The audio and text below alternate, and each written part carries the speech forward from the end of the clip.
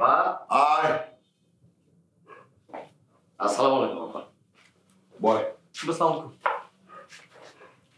ফুল দেওয়া কি শেষ হয়েছে? জি।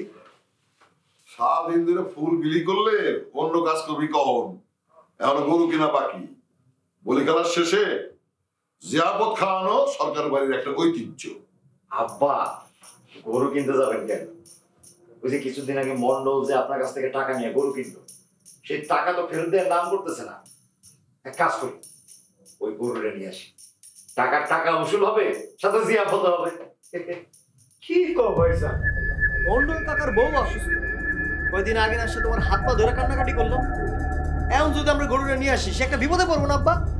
কি করলি তুই? মন্ডলের বউ অসুস্থ থাক, মা অসুস্থ থাক, আমার তাতে কিচ্ছু দেয় আসে না।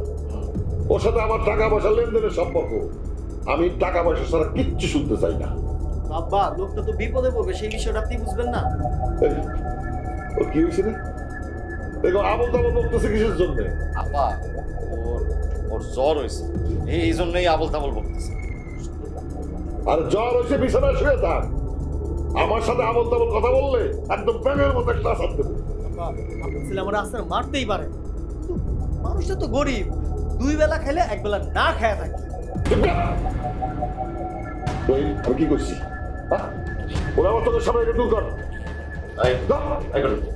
যা করে যা, শুধু শুধু আব্বারে রাগায় দেয়। যা করে যা। ঠিক আছে ভাই, আমি যাইতেছি, তুমি আব্বারে কয়ে দাও আব্বা যেন গরুটা না আনে। ও আবার আমার সামনে কথা বলতেছে কিসের জন্য?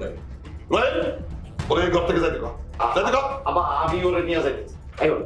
ওঠ না, শুধু শুধু আব্বারে রাগায় দেয়। চল আচ্ছা চল। আবার একটা নতুন কুলাঙ্গার তৈরি হইতেছে। নিজের বেলায় কিছুই বোঝে না, পরের বেলা খুব টন্টনা কেন? মনে হয় দুজন লক্ষ্মী মেরে বাড়ি থেকে বার করে দিই।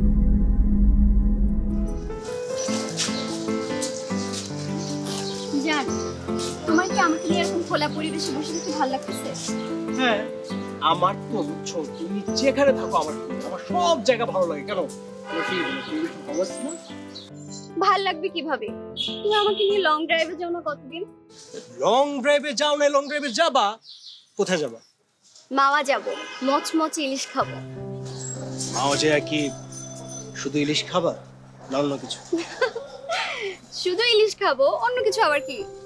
কিন্তু ইলিশ তো আমার পছন্দ না, আমার ভয় লাগে। পছন্দ না তো কি হইছে?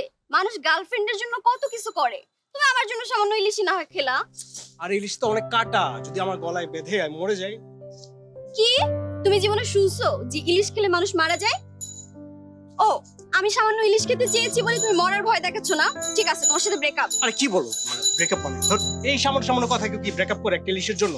আচ্ছা ঠিক আছে, আমি আমার বাবাকে বলে দিব আমাদের জন্য 2টা মানুষ রাখবে, তাদের কাজ হচ্ছে শুধুমাত্র ইলিশের কাটা বাছা। তো ওরা কাটা বেঁচে দিলে আমরা কি করব? আমরা শুধু খাবো। অনেক ভালো।